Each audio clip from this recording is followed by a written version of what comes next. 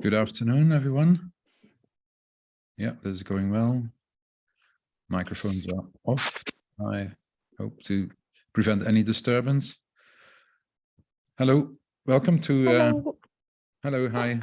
Welcome all. Welcome to our session on academic integrity. It's one of our webinar sessions of EDTU. We organize several during the year on different topics, also micro-credentials, and we did one on e-assessment and now on academic integrity. Is building more or less also on the work we have done on e-assessment within EDTU.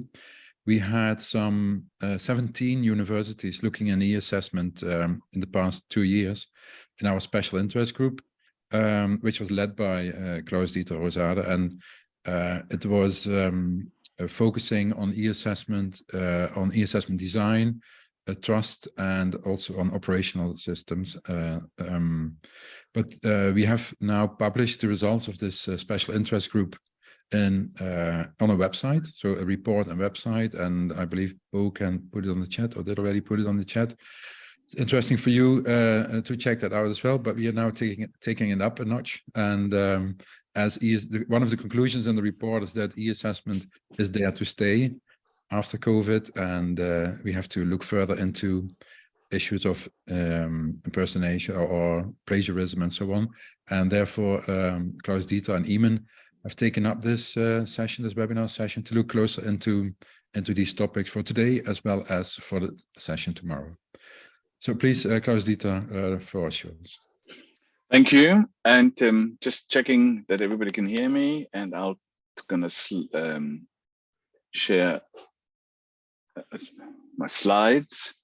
So welcome again. This first session of 2 is on academic integrity in 2030, and I will tell you in a moment why. As George has the habit of always saying the things that I was going to say, but there you go. There was work going on the special interest group, and you have the link down there for the report, but you can also go to the website, and that yielded some really interesting results. It also introduced some ways of working. We started using Padlet quite a lot to get the audience involved in more than just what we normally have when we have a chat. At my institution, the Open University UK, where I'm director of the assessment, and I'm also a head of school for languages and applied linguistics, we started an academic conduct review simply because we had to, and you will have in your institutions probably seen some effects on from the pandemic on increased cases of at least suspected academic misconduct, and the literature is quite full of people reporting that, and we know that also from conversations. So we have this review, and as part of that review, my colleague and I, Richard Marston and I, we organized a workshop on academic integrity and online assessment just last month, and you have the link there to the recording. It was a very traditional style one with some experts and then some questions and discussions. We also did a Padlet exercise where we invited participants to contribute their ideas. And last not least, for as a context for this workshop at the OU, we also commissioned a literature review on preventing plagiarism, and it's just come on last week, so there was no time to really digest that and put that into a webinar. We might do that in the future, but and we will also publish it in some form. But the kind of findings that have really influenced the way we envisioned this event today.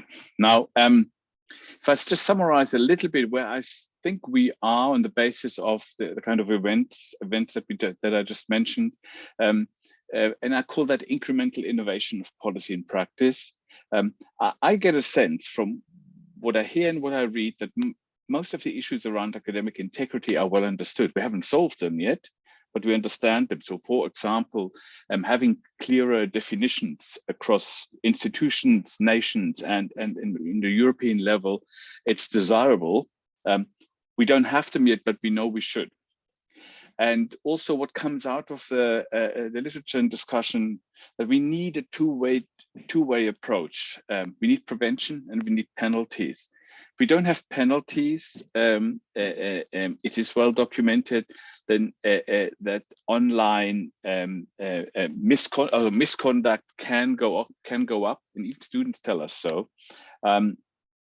At the same time, if we don't do prevention, then we get lots of students who just end up by accident doing something they shouldn't be doing, because you cannot rely on them knowing exactly what they need to do when they enter university. So when we talk about prevention, then there are lots of things are coming up. Usually there's clear communication to students and staff that's required, introductory courses to raise awareness and train students in academic practice, and some institutions are making them compulsory.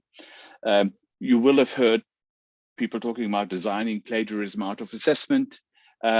Authentic assessment, personalized assessment will help us to address some of the cheating and plagiarism issues. And of course, we also have technology that can help students not to accidentally plagiarize a cheat in the first place. On the penalty side, we know, and we emerging international and national frameworks and definitions. There is national legislation, like in the UK, where sort of essay mills and even advertising services to students for assessment are illegal. There's innovation and technology to detect of plagiarism. There are lots of papers that talk about that and what institutions are doing.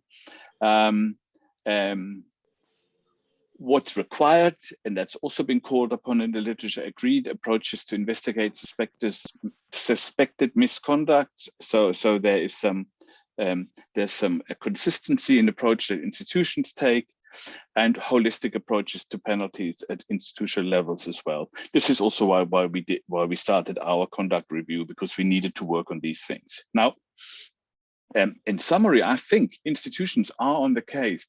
That's what I'm gathering from the SIG that we run, from the workshop that I mentioned earlier, and they're developing and innovating incrementally, proactive, but also reactive to internal and external conditions.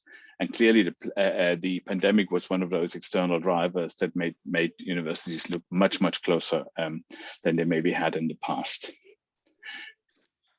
What we then, so when Eamon and I started thinking about, and also with George, we discussed it, is there another way? Are there new ways of looking at academic integrity and e-assessment? And we came up with an idea, well, what if we revision assessment policy and practice innovation from a different perspective? And that's where these two events that you have here, Academic Integrity 2030, and then the second tomorrow, Academic Integrity as a Matter of Trust, not a tick box exercise. If you haven't signed up for that, please do. So we wanted a new perspective and also new formats to investigate solutions. So as the title suggests, 2030, looking back from the future, what if we take on that perspective, what will that potentially bring us? Ask questions that are rarely asked in academia, and that sometimes feels a little uncomfortable. So I can't promise that you'll be comfortable all the way through this workshop, but sometimes it is interesting to, well, ask new questions in order to get new answers. In these two workshops, we are deliberately not following the more standard approach where you have 2 or 3 expert speakers and then a couple of questions, but we wanted to get everybody involved pretty much from the start. Certainly the session today, but even more so tomorrow. because there is something to be learned when we can, and that's what we certainly found out at that special interest group that George mentioned. If we share our knowledge in a very direct way, there's a lot to be learned, and we can actually act quicker and more collaboratively. So for this session, online collaboration, we're using Padlet today, Miro tomorrow. Today we're taking a bit of a storytelling approach to the future. Tomorrow will be about speculative design thinking, a method to try and solutionize the kind of solutions we need to find. And I can promise you, it's all experiential, based on what we know, what we've also found out in our institutions. It's experimental, and we hope that it all works the way it does. Bear with us. There's always technology that needs considering, and we'll try to do our best to make it as smooth as possible. And for that, I also wanted to introduce Bo Nisten, who's from EADTU and will also help us run the session. And open minds. Well, if you ask new questions, almost by definition, you should have an open mind to get going. And I think, if I'm not mistaken, yeah, today then, the event, we're going to have two stories. One is a Green Tara story, and if you're intrigued, continue to be intrigued. You'll hear about it in a moment. But you see also a Padlet, and I will share that on the screen. We'll also share the link in the chat for that, and then there's going to be a period where nobody will say anything. You'll be just engaging with the Padlet. You write your comments. You can read other people's comments, and once we've had that period, then I'll read out some of the contributions, and then we have invited a panel to respond to the story that they heard and respond to the outcomes of the contributions. And so if somebody, I'm hearing, if you could please mute your microphones. And then we just have a discussion. We do that for one story, and then we do it for the second story, and then we'll put it all together. That's pretty much the plan for the day. And I'll hand over to Eamon, who will now also ask the panel to introduce themselves. Yes, I'm delighted to have students and educators with us today. So I'd just like to call upon Sophia and Sinead and Margaret to just briefly say hi and introduce themselves to the group, please.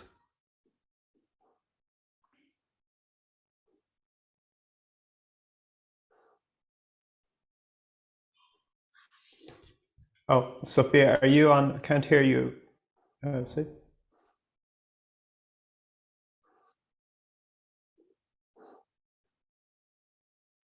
Not yet.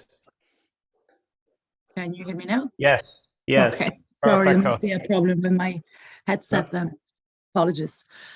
So I am Sophia. I am based in DCU in Ireland.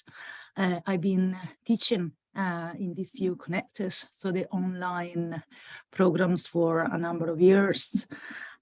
So that's how I know Eamon, we're colleagues. Yeah, so that is my background. I'm a sociologist, and my interest lies in specifically in sociology of the body, embodiment, but also meaningful interactions in society and how we make sense of our world around us. So that's me. Thank you. Thank you very much, Sophia. Sinead or Margaret, who would like to go next, please? Sure, I'll go next. So I am Sinead. I'm also in DCU Connected. I'm a final year psychology student, and I have been a class rep in the Connected programs for 4 years. And I also work for the National Student Engagement Programme, training class reps across the country. So I'm really interested in kind of students' thoughts and student engagement and class reps in general. So that's all about me. Garth Margaret, thank you, Sinead. And Margaret. Hi, I'm Margaret, and I'm the president of the Open University Students Association. Quite new to the role, so still finding my feet, but I have an interest in classical studies. So I've done my degree in the classics and again, been focusing on my master's, and I'm here representing the student body. Great. Thank you. Thanks, everybody. We're looking forward to hearing how the stories and how the contributions that people will make, how they resonate with you. So if we're all ready, then can I ask Eamon then to start us off with the first, and I'm hugely excited to be even introducing that, with the first story about Green Tara. Thank you very much, Klaus-Dieter. So it is on December the 10th, people may know, it is the 33rd anniversary of the awarding of the Nobel Prize to the 14th Dalai Lama. So I'd like to dedicate this short story to the people of Tibet for his work in the peaceful liberation of Tibet. This story is not set in Tibet, and it's actually nothing to do with the Dalai Lama or Tibetans or anything. It's a story about a woman, and her name is Green Tara. And Green Tara is a woman whose body is described as being the color of melted snow in a high mountain lake, which is turquoise green. Now, it was said that she emerged from a single silver tear cried by Avalokiteshvara, and upon appearing, she said, "Just as you strive for awakening of all sentient beings and intercede to end their suffering, so too shall I be your companion in this endeavor." And with that, Green Tara was instantly reabsorbed into Avalokiteshvara's left eye. But true to her vow, she is eternally reborn to walk amongst us as a god of compassion. Now, in one such rebirth, one reincarnation, she came to learn of the conditions of students in higher education. She had lived the lives of many learners, experiencing schooling that was often strict and unforgiving. But when she was born in December of 2030, she found a whole new world. Students have such a choice of assessment, she marveled on her first day, for she could pick from a vast array of assignments via a wondrous online system. Now, because she was a god of compassion, she chose to write an essay. She picked what assignment she wanted to work on, and she chose to write an essay about the history of animal rights, and she concentrated on the brown dog affair, which is a true story about vivisection abolition in English medical education. People used to cut up animals in education, and great gains have been made in both human and animal rights, she found, which filled her heart with joy. Once her essay was written, she felt a strange foreboding, however. For although gods are omnipotent, our protagonist did have one Achilles heel. She had a dread of getting assignment feedback. Now, I'm going to have to pause the story for a second because I'm getting a bit anxious for her now at this stage because I hate getting feedback myself. I hate assignment feedback. That's why I'm a teacher. I like dishing it out, basically. So I hope she's going to be okay. I'm getting invested already. This can happen. I hope she doesn't. She's a god, so I hope she doesn't. Green lasers come out of her eyes or something. Okay, I'll keep reading. I keep going with the story. Happily, however, her worries were unfounded, for her essay was not graded at all. What a marvelous system, she said. A system without grades, where work is its own reward, and students strive to attain knowledge without fear of judgment or requirements to perform. There were yet more marvels. No sooner had she completed her essay than she learned that she was to be paid for this work. What a glorious world, she exclaimed. Students pick from a vast bank of assignments, never get the horror of a grade, and are paid for their labor. She and her fellow students, she learned, were writing essays that would be spirited away across the sea and gifted to students in another land who had kindly agreed to accept the grades. So she closed her eyes and she visualized these faraway students. And they lived in a land that seemed cold and harsh, for they all needed a car to travel in. And where Green Tara was, the sun shone and the people had no need of cars, nor many even of shoes. These distant students, however, that she was writing the essays for, they seemed unhappy, restless and hurried, their hearts hollow and impoverished. They are sick, she said, for they are not getting an education, no opportunity to immerse themselves in knowledge and coax it to a written page. They are paying, she thought, for the essays they will never get to write. And as the god of Karuna, compassion, dedicated to the ending of suffering of all beings, she determined there and then to transform their lives.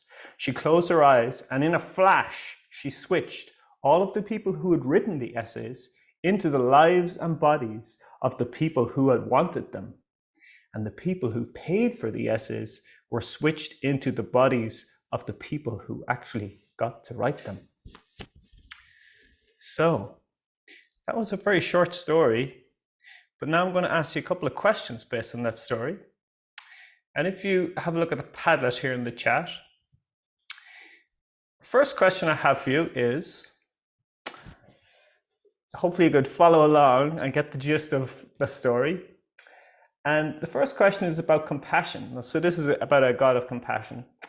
Who are people in academic systems of assessment and integrity that we should show compassion to, and how would we do that? So, or any kind of thoughts you have about compassion based on what that, anything you think about assessment, academic integrity and compassion. So hopefully you can see the Padlet now. Let me know if you can. I'm gonna so you have the link in the chat, but I'm gonna, even if that's okay, I'll share the Padlet now. Yeah. Hang on. So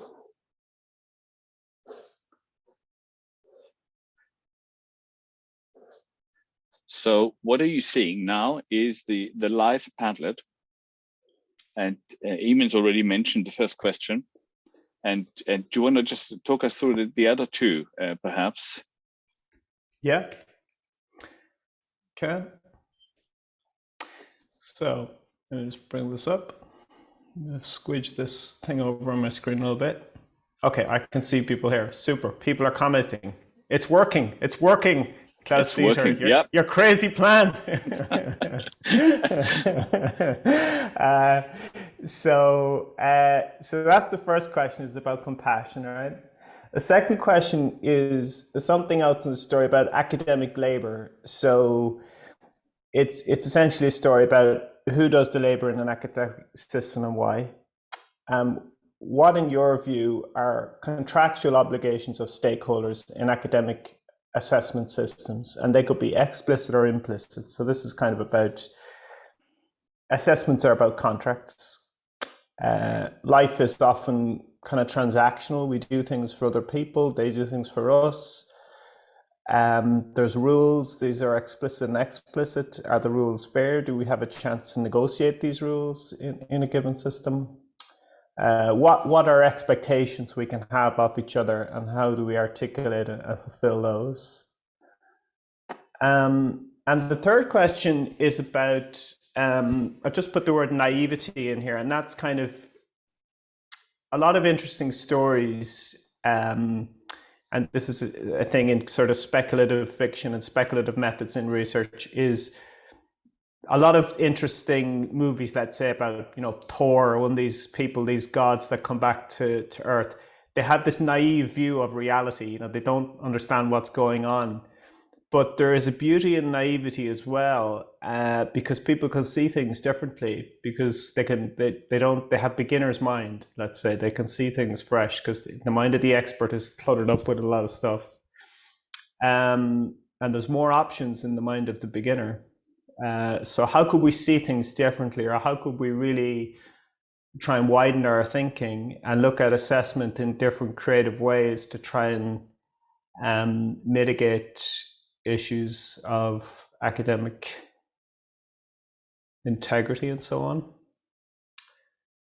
So I've been talking for quite a while now, so I'm going to pause for a bit. Would you like to, anybody, would you like to come in there for a bit?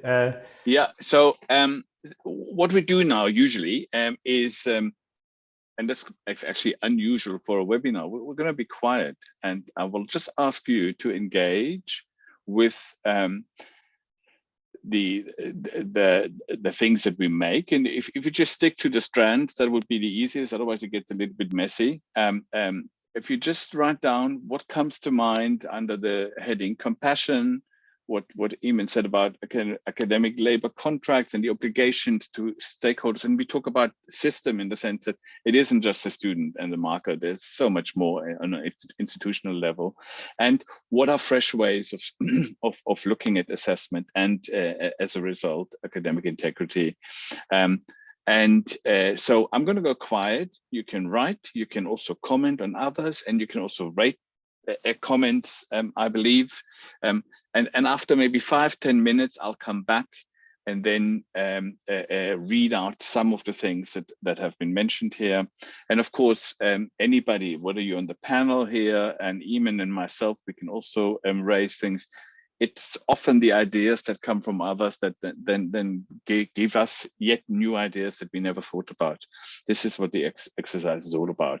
So it's 13:28, 5-10, maybe you'll hear again from me in 5 to 10 minutes. Let's just engage with the Padlet for now.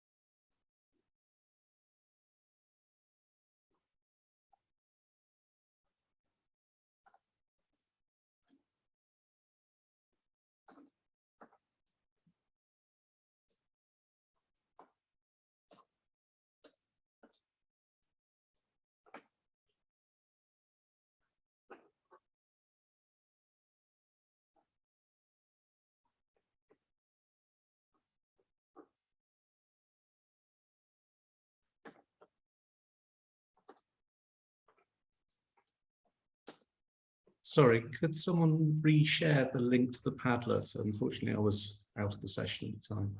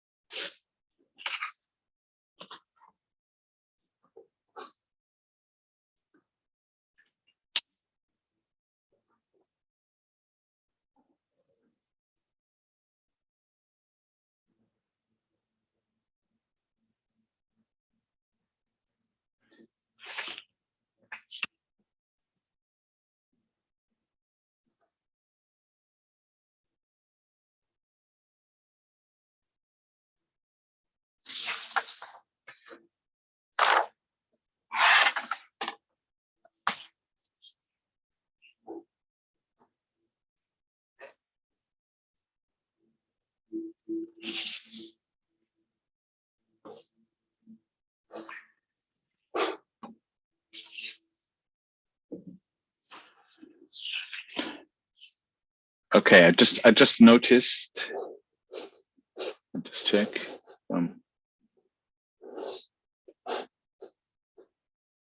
I just noticed that, sorry, Mariana joined us just now, and she may be wondering, what's happening here? Nobody's talking. so we'll actually just come to this, to the end maybe here, and we'll pick what we have.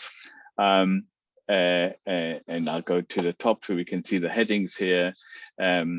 We had those 3 questions, Mariana, about compassion, about something about stakeholders or contractual obligations, although we don't have to take it too literal potentially, or we can, obligations to stakeholders, and the notion of naivety and seeing things fresh. And maybe when we go into the future and just try to look back, and we've got some comments here.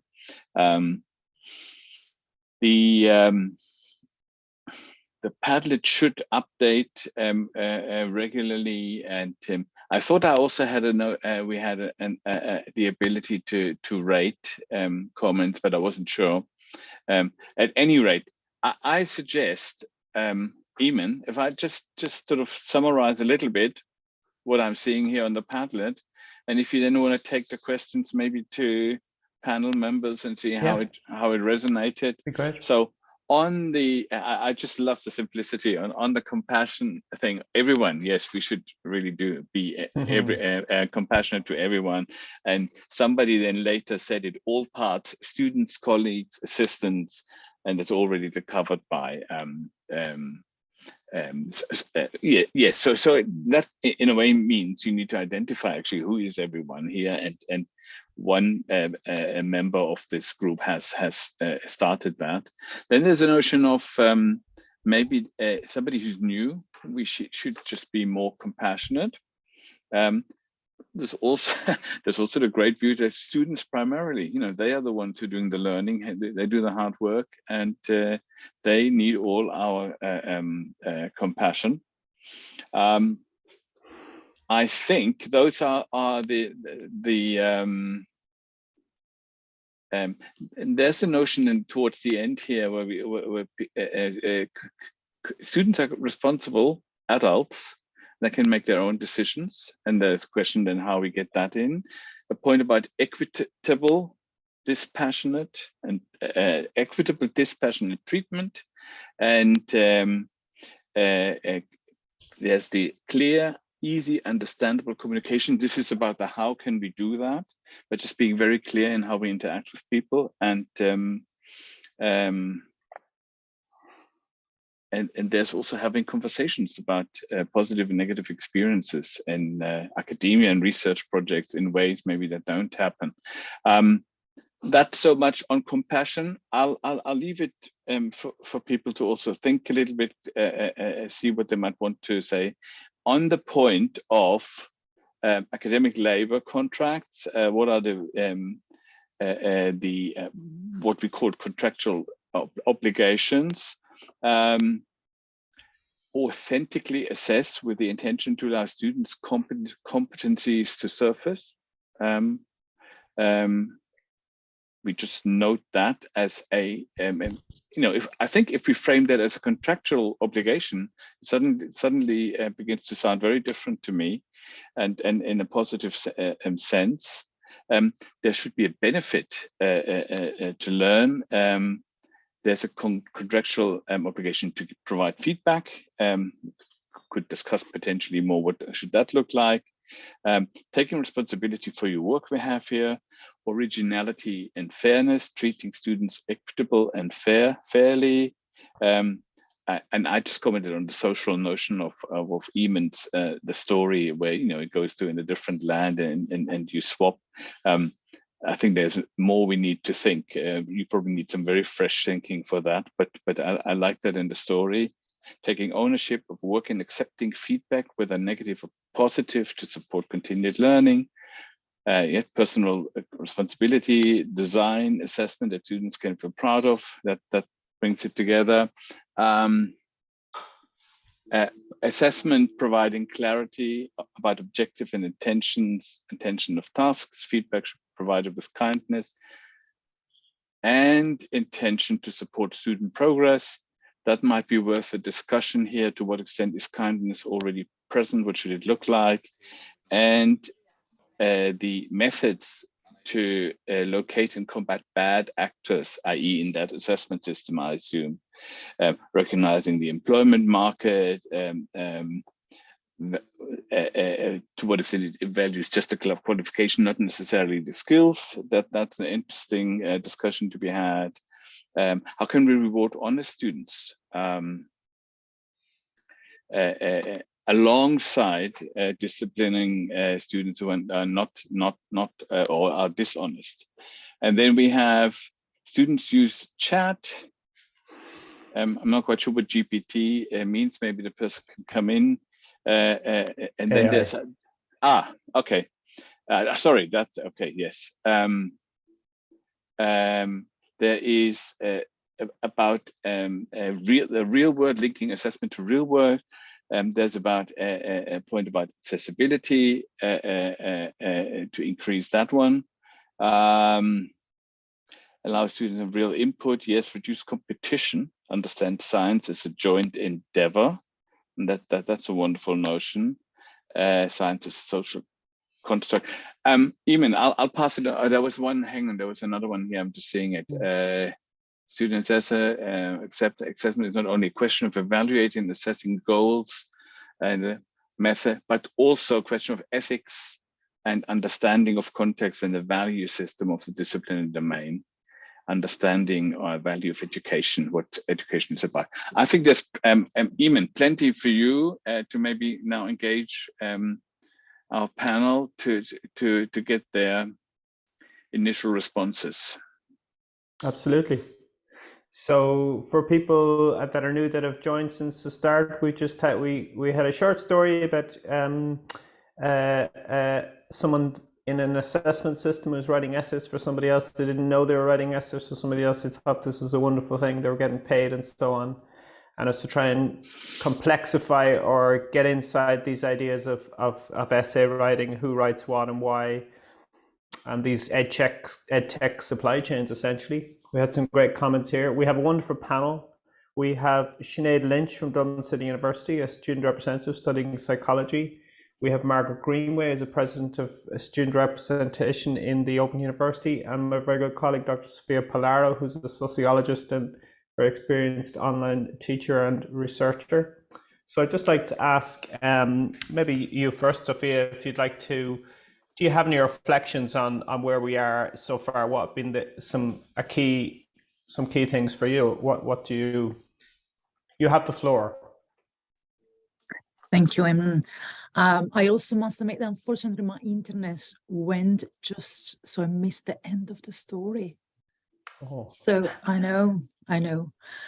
So I missed that part where the essays were then given to others. So I missed that little part, which I think was a key element of the story. So,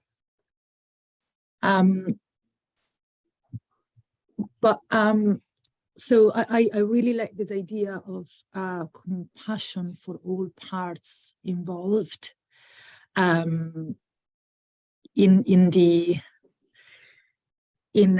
assessments. And I think this is something that, so first of all, I would like to just also, I think that our reflection is needed about what compassion is, especially in the context of education, because you know, we come from a place where traditionally assessment is kind of, you know, a linear process where, you know, there is somebody that provides an assessment that has to be done, and then that very same provider also provides feedback. So it's very unbalanced as a process, and there's very little. It's not reciprocal. There is very little communication in there, and I think that that in itself is once that process is so linear, it's very difficult to bring compassion in that. And I think the compassion is something that actually requires a relationship. And developing that relationship, whatever form that is, and whatever medium that is used to create that relationship. But I think the compassion really comes from, an intention of bringing, first, and it requires, let's say, well, Klaus earlier was mentioning or stopping on the word kindness, because I think that kindness and compassion are really related, but both these things require taking responsibility, the willing to show up, really show up in what we're doing, both as students and as assessors. So I think that the discussion really needs to include also the idea of a relationship and openness within that relationship. And I think that really allows then for the notion of compassion and for all parties involved and to start to become something real. Thank you, Sophia. If that's wonderful, and really you got to the heart of a lot of the tensions between just contractual relationships or truly dialogic ones, so that we would definitely aspire to have. Margaret, what do you think? Yeah, well, following on from Sophia, my initial thoughts are on the side of the compassion. I mean, we've got assessors who they're not there to, to bring you down. They want you to achieve. They want to help and enable you to achieve what you want to do. So I think on the student side, they need to be open to receiving that feedback, to enable their learning, to continue on the path of achieving their goals.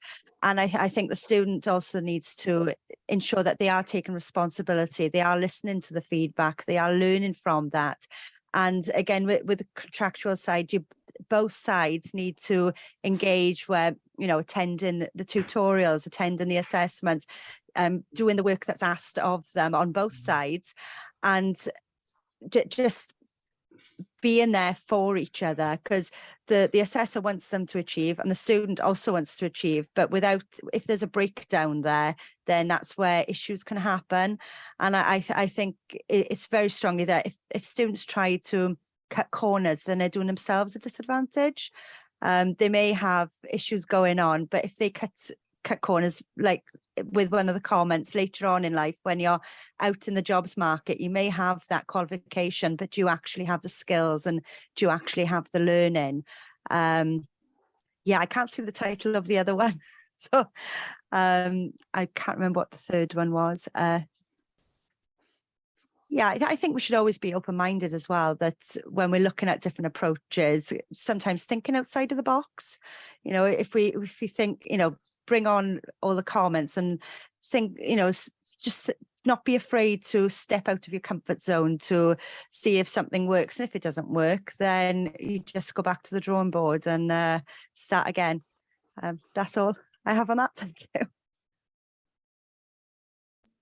Thanks so much, Margaret. That was wonderful. And I think it kind of linked very strongly to what Sophia was saying about, Sophia used the word showing up, and you talked about attending to the task or just attending to the lectures, and that, the assessors, that they want people to succeed. Sinead.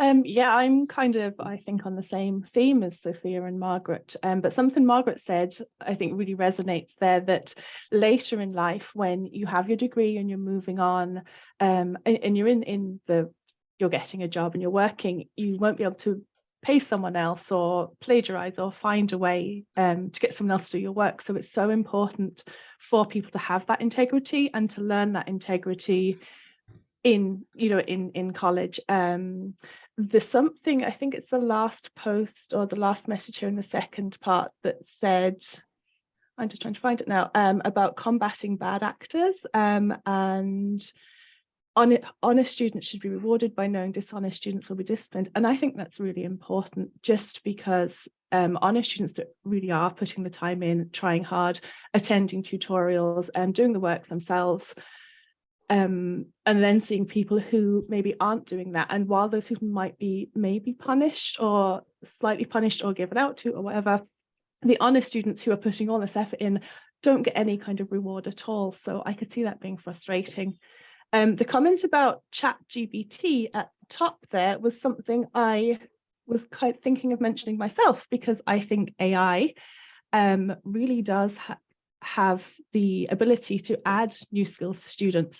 And going forward, we have so much technology, everything is going to revolve around technology.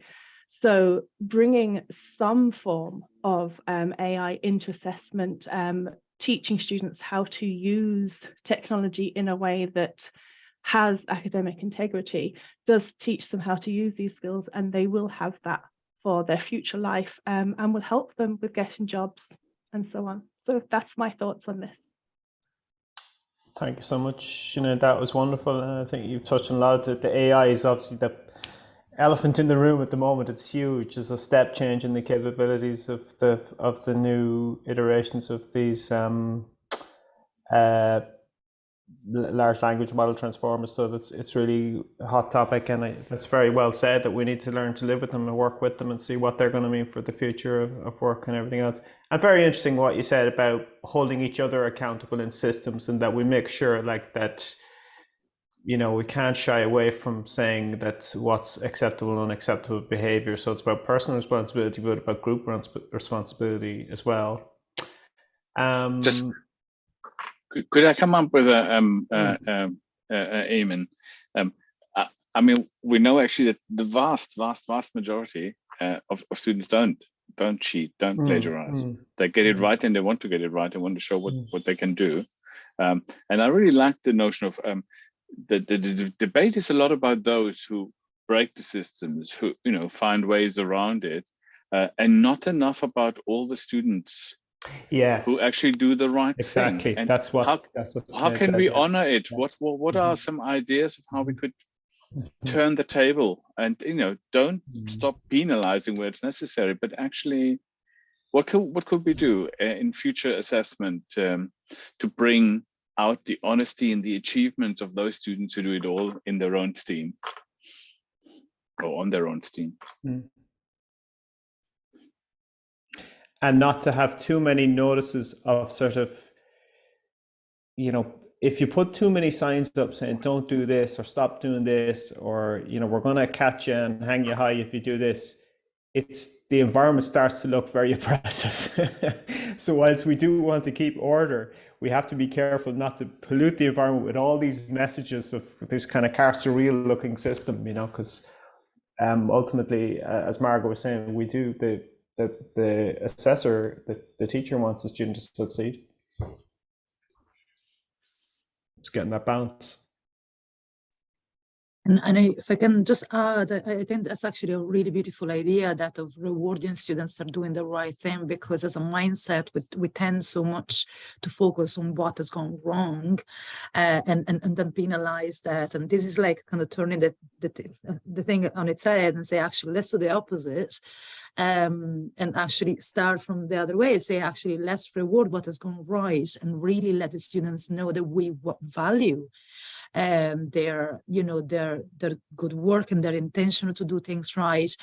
And I think that's actually a shift of values here. Yeah, so it's actually a way of strengthening their right values rather than just penalize the wrong thing. So I think it's a really beautiful idea, a really nice way to go about this. So this, like, it should actually be brought in, we should start thinking about what we can do in practical terms to actually do that. Of course we use grades, should we start the grading system, the way we use grades, should we actually start doing that rather than detract? Should we start adding?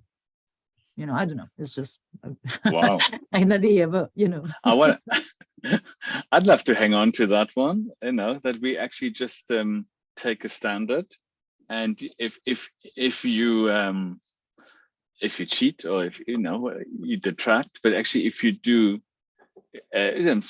good work, and you'll be honored with plus points, bonus marks, Margaret suggested in the chat. So that's a really interesting one. And just a thought, and I think we need to move on then, but if you're involved in post doctoral research, I think there's a lot of willingness to celebrate the really huge achievements of putting a PhD together. And then there's a viva, which is often a very mature academic conversation. Someone mentioned here the kind of power differential between marker and student. I think it often, in a good viva, it's less so, and it's much more a partnership between academics at different stages of their journey, their life's journey. And I'm kind of intrigued, how can we push that down to undergrad, to the novices even when you start, and maybe some kind of positive marking and honoring academic integrity is one way of going about that. What that would look like, I think this has to be done in a different session. But thank you very much for those comments so far, and thank you everybody for contributing. I'm just going to unshare now. If I find the right buttons here, sorry. Stop sharing, and I'll time for the second story, and just bear with me, but way too many windows open here.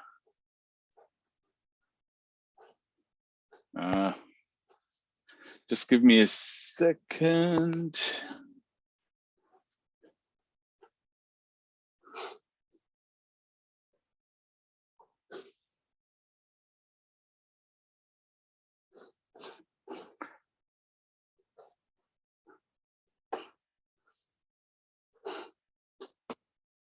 So let's treat that as a short break if you need one. Totally can't find it now.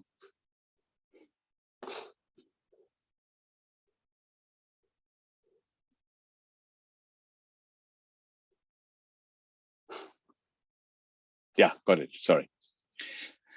So second story, I'll be reading this, and I am Bo. If you haven't already, if you could put the link. It is already there. Yeah, and I will share this. No, I just think. I'll share it. Come on.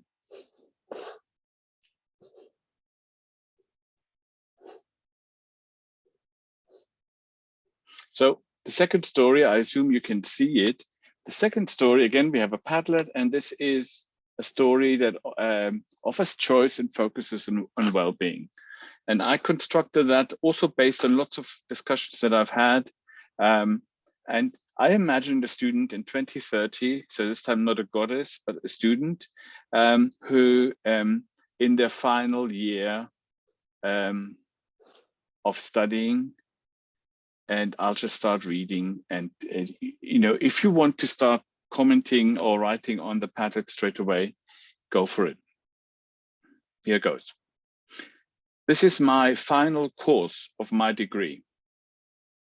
I'll finish it with what they call an independent piece of extended work about an aspect that you found interesting while studying the program.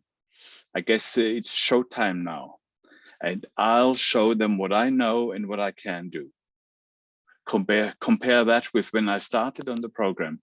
What a journey it has been. I remember well the first weeks when all was so new and frankly intimidating. It was nothing like school with end of year exams.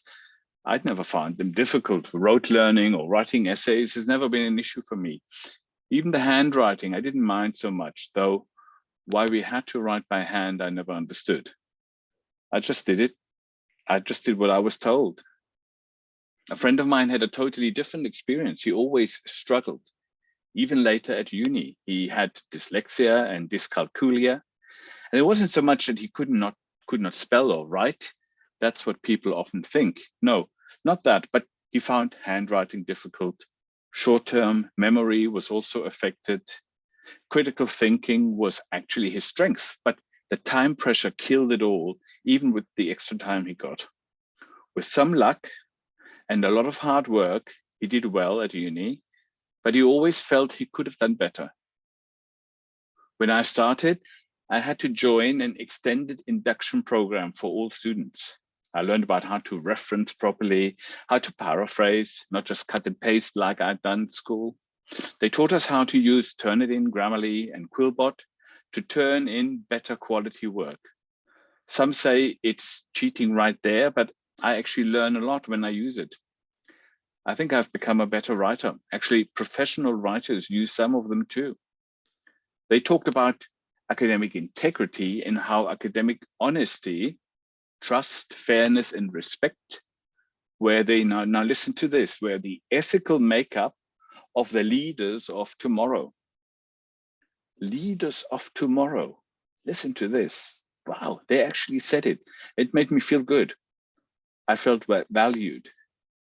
And after 3 years of study, it turns out they had actually meant it. Just a few examples. At my uni, students always have choices in their assessment. And I had to learn quickly to take the responsibility for my own choices. In some courses, you could choose whether to submit several pieces of assessed work, all counting for the final mark, or just have formative pieces and then a final exam that counts for all. I mostly chose coursework. It took the pressure off. On one course, I messed up one assignment. I had not felt well, nothing serious, but then had run out of time preparing. I took painkillers on the day and just about got it done. It didn't really make much of a difference anyway, when it was all added up at the end.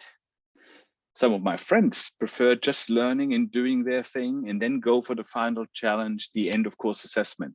It fires them on. I really could never do myself justice that way. For me, when the stakes get high, I feel too much pressure, but everybody is different. There's usually a choice of topics, so I could pick the one that spoke to me the most. So much better to work on something that's meaningful to you, don't you think? A few courses were actually quite radical. Students could pick anything from a course content and showcase what they'd learned. Many courses also offer choices about what to submit. In the beginning, I had chosen essays because that's what I knew best. Wrong choice. I did all right, but never felt any good about it. Now, no longer. Over the last 3 years, I've produced slideshows, given presentations, designed posters, written reports, organized a whole teaching session for my peer group, recorded interviews, even submitted a poem.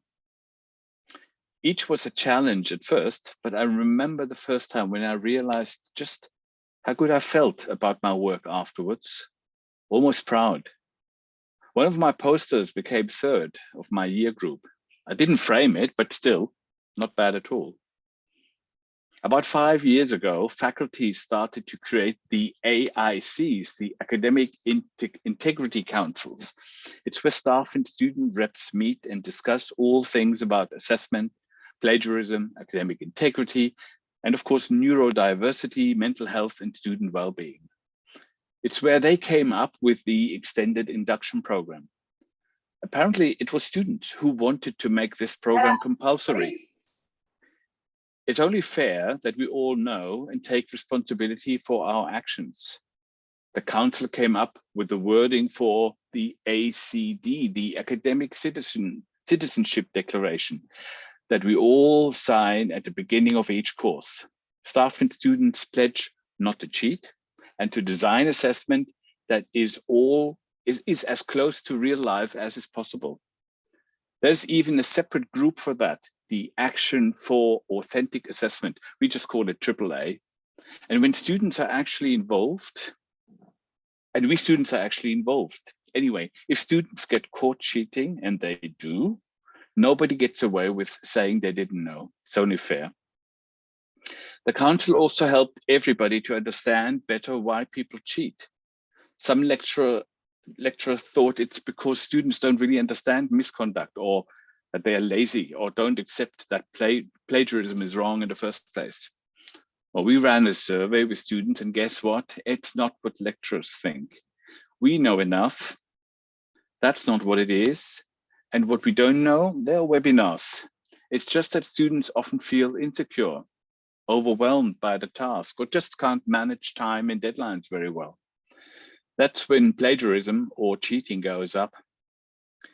This is all now covered in the induction program. The students have organized buddy networks to help other students. I became a rep on this AIC this year. I think I really get it all now. I want to give back, even if it's my last year. Back to my final piece of work. It'll be a group project, and we'll submit a short film about a topic we all feel strongly about.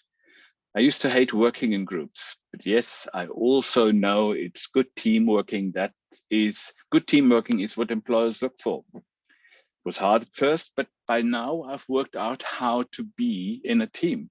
Sometimes I lead, and sometimes I support the leader. For the film, we all get a group mark, and there is a short individual session with 2 examiners where I talk about the process and what I've learned. Yes, I feel a bit nervous about it, but we've had lots of mock sessions, and I have a pretty good idea what's going on, what's going to happen. Still, fingers crossed. So that's the story. For some reason, I can't see any faces right now.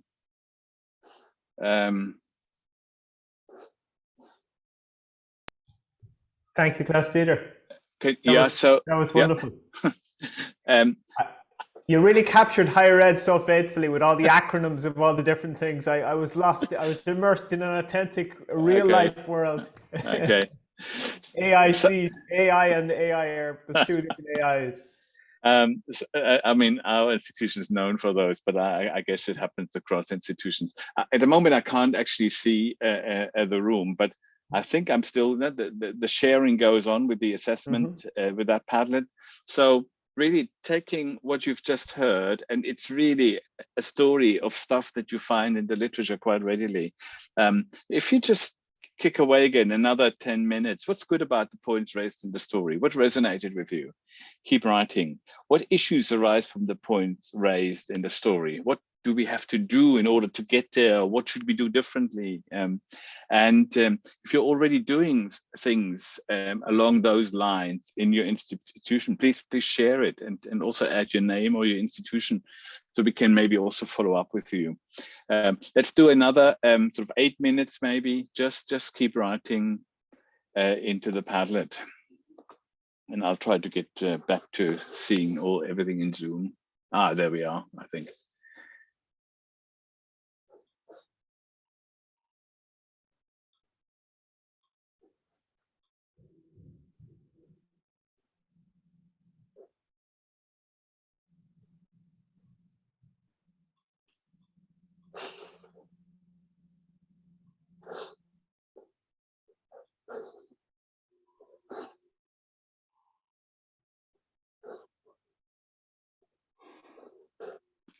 Can I just email? Can I just check with you?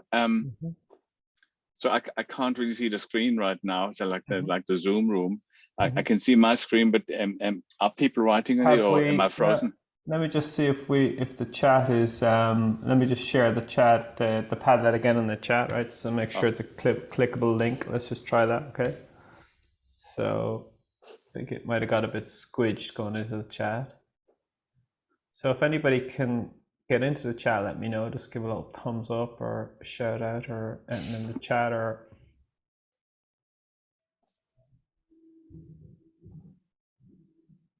yeah, perfect. I see somebody already in there commenting, so good.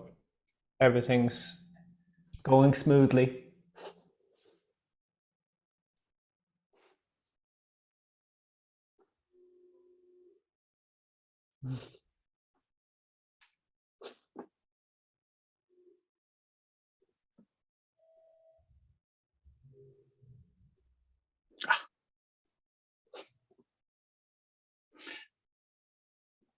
Thanks, Henrietta. I actually realized it was just one of the Zoom settings. I can see everybody again. So please do add your impressions.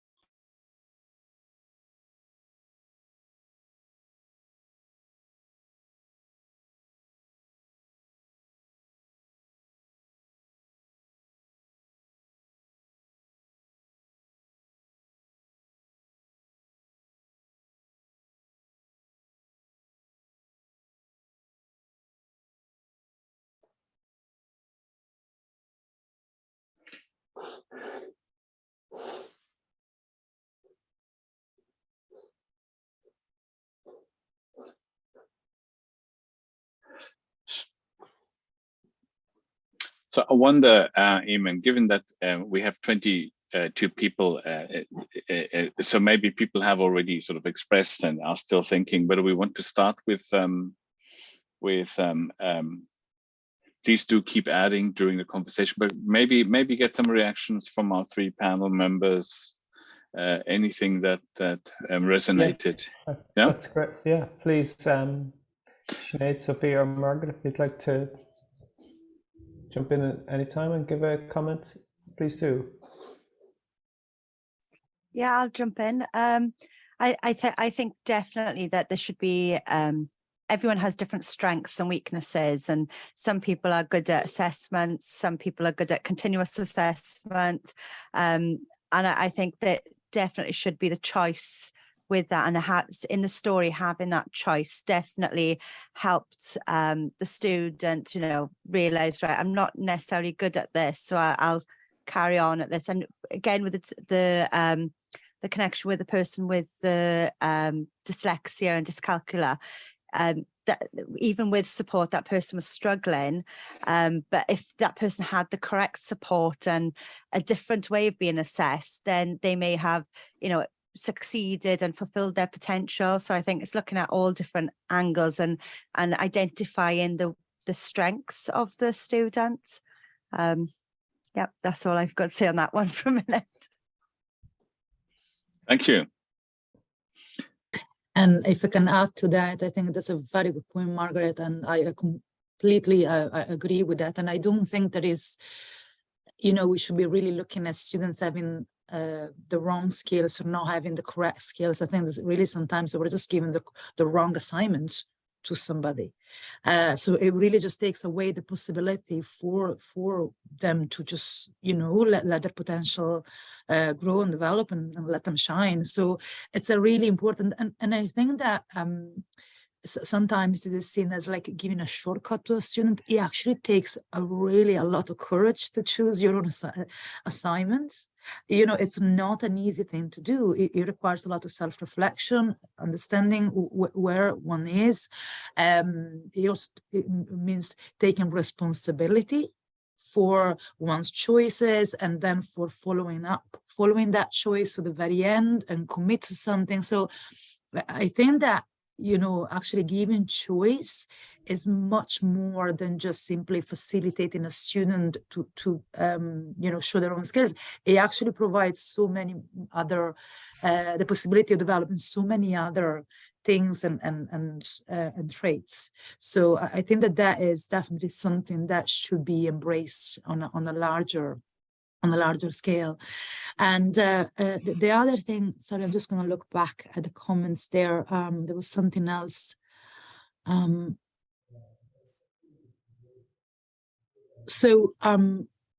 I really like that even the fact that, one of the points that really resonated with me in this story was, to me, these students was really talking from a place of feeling proud about the achievements, and that came through so strongly, because that sense of being proud really came from having overcome lots of struggles and having really having decided to go, okay, this is not my strength, this is not something I like to do, but I'm going to give it a go. And then, so there's a lot of pride that can be found in, in doing that. So looking back and that sense of, oh my God, look what I've done, look how much I've achieved. So that's something that really made me smile. Really, I think that's something that we should, as educators, we should really encourage our students to do for themselves, to actually take pride in what they do and what they achieve. Thank you. Yeah. Sinead, do you want to come in? Yeah, I just am going to follow on a little bit there from Sophia, who talked about choice, which is very important. And it does, as in the story, the person was saying that it gave them such a sense of responsibility, being able to choose the assignments or assessments that they wanted to do. And I think that would feed into integrity as well, because then if you're allowed to choose what you want to do, of course, you are more likely to choose the stuff that you're able to do. And that you have time to do, because for online students, there is that kind of time conflict all the time with all the additional responsibilities that need to be considered. So having that option, I really liked that they could either choose coursework or formative feedback and an exam at the end, because, it would allow students to kind of consider, what do I have going on this year? Where am I in my life? What is important? And really make their education work for them rather than them having to work around their education. So yeah, those are my thoughts on that. I could see, in terms of issues, I imagine having loads of different choices might be very hard for the people marking it. That might be an issue, but I think it sounds fabulous from a student perspective. Thank you, Sinead. That's wonderful. I love the way you had a great phrase there, education that works for them, as opposed to trying to work around their education, or something. Is very well put. And the tensions in choice, of course, with marking, but also someone else in the comment had an interesting one about saying multiple methods of assessment are not allowed by our national agency. So I think the story really kind of highlights, as I think all of you highlighted, the importance of working on something, not that you just have time or ability for, but passionate about it. Sophia talked about pride in your work, and if you're really into something, you're only competing against yourself. Then you're not competing for the points or the grade. You just really want to do it and make it really good. So, but the challenges with all these things are trying to cohere this towards sets of standards that everybody's kind of meeting, and have this in some basic template of assessment that everybody's sort of doing roughly the same thing, or there's comparability both for things like quality agencies, exam boards, national agencies, and so on. And I think Margaret talked about the disabilities and things as well. That's one of the hardest things I found in my job over the years. One of the most rewarding things, one of the things I've taken most pride in, is students with disabilities that really struggled in lots of ways and did fabulous work and achieved. But also, a lot of the time, the environment we have was just not set up for them whatsoever, and it was really hard to get it to work. And it took a lot of pain and effort on everybody's part just to make things work at all. That's a bit of a rant. I'm going to stop there. Just reading some of the comments as well. There's some wonderful comments. A lot of people, thank you for sharing where you're from and the initiatives you're involved in. Some great ones about induction topics and so on, and to courses and those type of initiatives, sharing details of those. That's great. If you have any links to those as well, please do. You might like to come in, Castiger, here, and have any comments you have on the comments. Some great stuff about GPT too. So the one thing that immediately strikes me is we tend to reinvent the wheel in our institutions, and I just want a greater collaboration if we could achieve that. Clearly, learning to write academically at Dublin City University can't be that different from the Open University or other institutions. So could we not have a joint program here that where we save a bit of resources and we just get some standards that are international, and then also have space, of course, for any local standards and local contexts that we need to cover. So that was one thing that came out for me. There was in Finland the notion of fast track and just giving people the flexibility also to study at the speed that they want. This is often very fixed in universities. And we find at the Open University that although we are a part-time institution that assumes a normal route would be like 6 years rather than 3 years at a degree, we have about 30% of students who actually go for a full-time intensity because it suits them. And crucially, it doesn't always suit them for the whole 3 years. They might go really full intensity for 1 or 2 years, and then they have to step back a bit and then take it slower. For me, that's also a part of flexibility, respect for the student situation. And this is really tricky to accommodate, but that's why we're putting ourselves into 2030. By 2030, it'll all easily, we can all do it. But I also then, there was on the first one, that really resonates with me, the satisfaction of looking back and acknowledging the difficulties overcome. We grow and can be proud of the hurdles that we've taken, the falls that we've taken, and we managed to get up. When I ran a kind of future learning event half a year ago, one of the things came up: resilience. Picking yourself up is probably one of the key skills. 2030 and beyond. Arguably, it's already today. But in a world where you just don't study for one qualification anymore, and you need a broad set of employability skills that are also personal skills. Things like resilience, picking yourself up, and we had it early enough, failing fast and failing good and learning from it. That's something very personal for people to, if they don't have it already, or certainly to develop during their studies. But I think it's also very, very important for our society and in terms of our institutions, that we can somehow make that possible. And that's just a bit tricky when you have one shot as an exam, and if you get it wrong, you get a bad mark, and that doesn't invite the kind of risk taking that we might want to encourage, and the feeling proud of what you have achieved, whether you managed or not the first time around.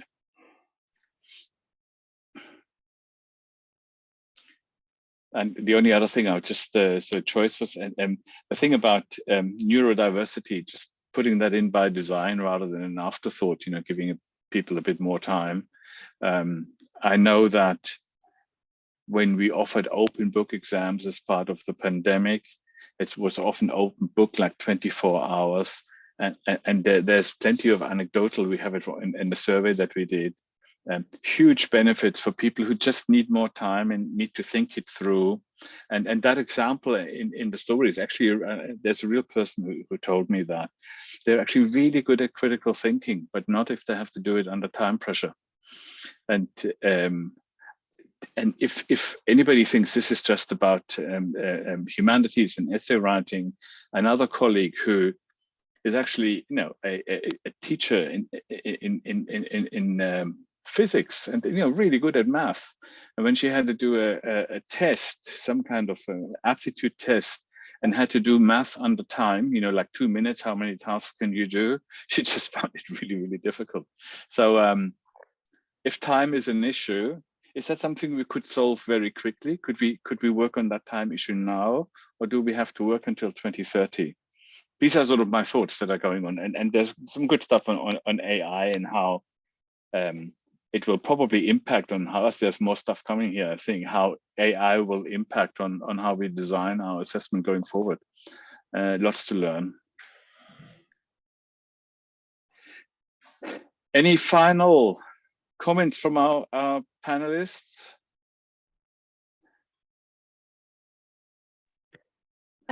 I will just as we were talking about students with disabilities and AI, I think it's very interesting to see the different opinions on AI, and in particular how that it can be utilized with students with disabilities for things like time or for helping them write their essays faster. There was a opinion piece in the last AHEAD journal. AHEAD is the Association for Students with Disabilities in Higher Education, by the CEO, who talked about how AI can be utilized for those students. And I thought, I think it's very interesting to kind of read that, but he actually wrote his piece using AI, which he didn't mention until the end. So that might be an interesting read if anyone wants to have a look at that.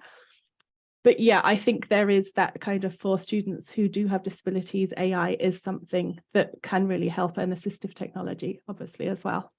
But those are... Yeah, lovely. If you could just put the mention into the Padlet also, then we have it captured.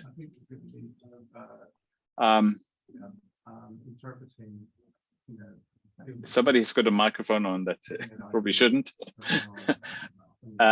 Anyway, can I just, Eamon, do you want to have a last word here and close us off?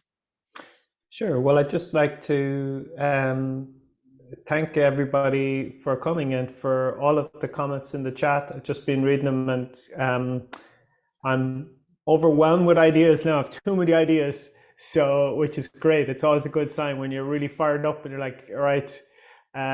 So it's excellent, and it's just lovely to be in the presence of such people that care so much about education, both students and teachers. And it's great to be able to have this opportunity to work with you today and explore these issues. And hopefully we didn't come up with all the answers, so we'll have more time to do this again. And I'd particularly like to thank our panel, Sinead and Sophia and Margaret, for their wonderful contributions, all our contributors, to Bo and to George, but particularly to Klaus Dieter for his leadership, his beautiful story, and thank you all, and wishing you all a lovely Christmas. Except come again tomorrow for the wonderful session with Klaus Dieter and Henrietta. Sorry, I forgot the ad. I forgot the plug for our wonderful session tomorrow. And I see George coming back online there. Maybe you want to. George, you want to close off a bit? I just want to indeed highlight that we will have a session tomorrow as a follow-up on this one. And thank you all, panelists, and Eamon and Klaus Dieter, and also for participants, also for your engaged participation. Hope to see you tomorrow in the next session. Thanks. Bye-bye. Thank you. Thank you all. See you tomorrow. Thank you. Bye. Thank you.